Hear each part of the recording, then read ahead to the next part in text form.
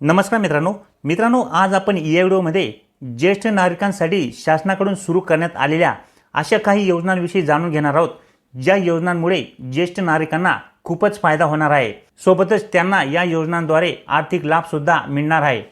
मित्रांनो, ज्येष्ठ नागरिकांसाठी शासनाने अनेक असे कायदे तर केलेच आहेत, परंतु त्याचबरोबर ज्येष्ठ नागरिकांना विविध प्रकारच्या कल्याणकारी योजनांद्वारे स्वावलंबी सुद्धा बनवले आहे। मित्रांनो, महाराष्ट्र राज्याची सध्याची एकूण अंदाजे लोकसंख्या ही 13 कोटी इतकी असून त्यापैकी ज्येष्ठ नागरिकांची संख्या जवळपास 1 कोटी इतकी आहे। कुटुंबात मिळणाऱ्या सोयी सुविधा, आधुनिक उपचार पद्धती, वैद्यकीय सुविधा, राहणीमान, सकस आहार व आरोग्यविषयक जागृती निर्माण झाल्यामुळे आयुष्यमान वाढत आहे। शिक्षणाचे प्रमाण वाढल्याने व रोजगाराच्या संधी उपलब्ध झाल्याने तरुण वर्ग हा व्यवसाय नोकरी निमित्ताने ग्रामीण भागातून शहराकडे व एका शहरातून दुसऱ्या शहराकडे स्थलांतरित होत आहे। त्यामुळे स्थलांतराच्या वाढत्या प्रमाणाबरोबरच विभक्त कुटुंब पद्धती रूढ होत आहे। शहरांमध्ये महागाई, राहण्याची छोटी जागा या कारणांमुळे ज्येष्ठ नागरिकांच्या समस्यांमध्ये खूपच वाढ होत आहे। ज्येष्ठ नागरिक हा समाजाचा महत्त्वपूर्ण घटक असल्याने त्यांचे राहणीमान सुसह्य व्हावे, आरोग्याच्या सोयी सुविधा उपलब्ध व्हाव्यात, त्यांच्या पालन पोषणाची जबाबदारी व अधिकार यांची जाणीव समाजाला आणि त्यांच्या पाल्यांना व्हावी म्हणून केंद्र शासनाने ज्येष्ठ नागरिकांच्या कल्याणासाठी विविध कल्याणकारी योजना या सुरू केल्या आहेत। तर या योजनांविषयी जाणून घेण्याच्या अगोदर मित्रांनो, जर तुम्ही आपल्या चॅनलवरती पहिल्यांदाच आला असाल तर चॅनलला सबस्क्राईब करून ठेवा। असेच नवीन आणि माहितीपूर्ण व्हिडिओ मी तुमच्यासाठी घेऊन येत असतो। तर चला मित्रांनो, व्हिडिओ सुरू करूया। तर मित्रांनो, ज्येष्ठ नागरिकांसाठी शासनाने कोणकोणत्या कल्याणकारी योजना सुरू केलेल्या आहेत चला जाणून घेऊया। तर पहिली जी योजना आहे मित्रांनो, ती आहे वृद्धाश्रम योजना। मित्रांनो, अनाथ, निराधार, निराश्रित ज्येष्ठ नागरिकांचे जीवन जगणे सुसह्य व्हावे, त्यांना हक्काचा निवारा उपलब्ध व्हावा म्हणून राज्य शासन 20 फेब्रुवारी 1963 अन्वये वृद्ध आश्रम ही योजना सुरू केली आहे। ही वृद्धाश्रम स्वयंसेवी संस्थांमार्फत अनुदान तत्वावर चालविली जाते। आतापर्यंत शासन मान्यता प्राप्त 32 वृद्धाश्रमे अनुदान तत्वावर सुरू आहेत। या वृद्धाश्रम मध्ये निराधार, निराश्रित व गरजू ज्येष्ठ नागरिकांना मोफत प्रवेश देण्यात येतो। वृद्धाश्रमांमध्ये प्रवेशितांना निवास, अंथरूण पांघरूण, भोजन, वैद्यकीय सुविधा, मनोरंजनाच्या सोयी मोफत पुरविण्यात येतात। वृद्धाश्रमांमध्ये 60 वर्षे वयावरील पुरुष व 55 वर्षे वयावरील स्त्रियांना मोफत प्रवेश देण्यात येतो। गरजू ज्येष्ठ नागरिकांनी संबंधित जिल्ह्याचे सहाय्यक आयुक्त समाज कल्याण व जिल्हा समाज कल्याण अधिकारी, जिल्हा परिषद व संबंधित संस्था यांच्याकडे यासाठी संपर्क साधावा लागतो। त्याच्यानंतर पुढची जी योजना आहे मित्रांनो, ती आहे मातुश्री वृद्धाश्रम योजना। मित्रांनो, वृद्धाश्रम योजनेबरोबरच ज्येष्ठ नागरिकांना काही अधिकाराच्या सोयी सुविधा उपलब्ध व्हाव्यात। उदाहरणार्थ बाग बगीचा, वाचनालय, दूरदर्शनवरील कार्यक्रम पाहण्याची सुविधा, बैठे खेळ इत्यादी म्हणून सर्व सोयींनी युक्त असे मातुश्री वृद्धाश्रम ही योजना शासनाच्या सामाजिक न्याय व विशेष सहाय्य विभागाने 17 नोव्हेंबर 1995 रोजी स्वयंसेवी संस्थांमार्फत सुरू करण्यात आले आहे।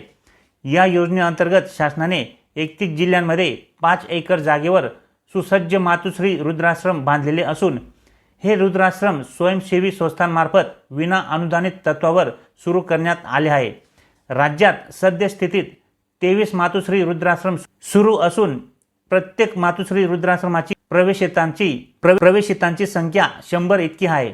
त्यामधील 50% जागांवर शुल्क भरून व 50% जागांवर विनाशुल्क प्रवेश देण्यात येतो। तर अशा प्रकारची मित्रांनो मातुश्री वृद्धाश्रम योजना सुद्धा ज्येष्ठ नागरिकांसाठी म्हणजे जे गरजू ज्येष्ठ नागरिक आहेत त्यांच्यासाठी अतिशय उत्तम प्रकारची अशी योजना आहे।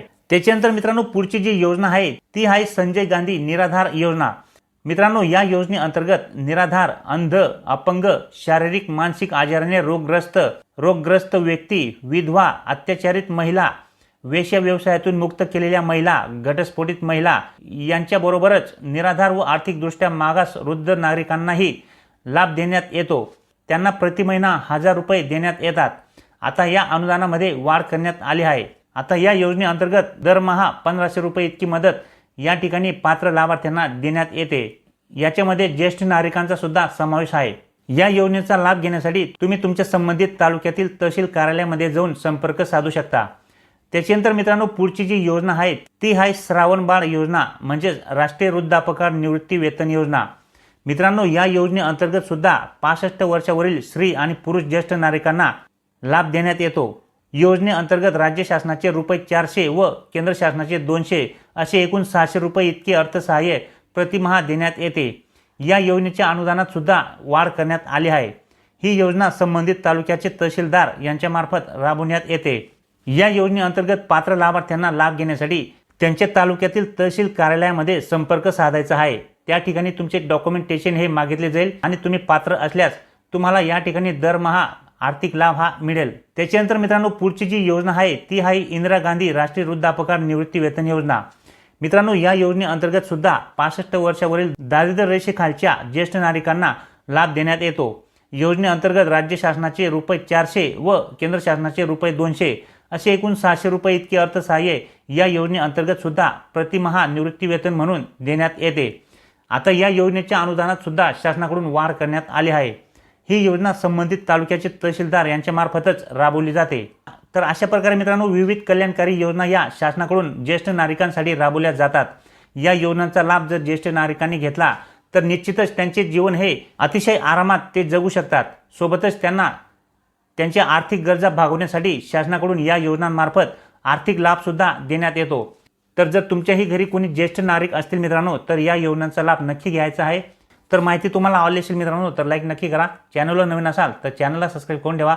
तर भेटूया मित्रांनो पुढच्या व्हिडिओमध्ये। तोपर्यंत नमस्कार।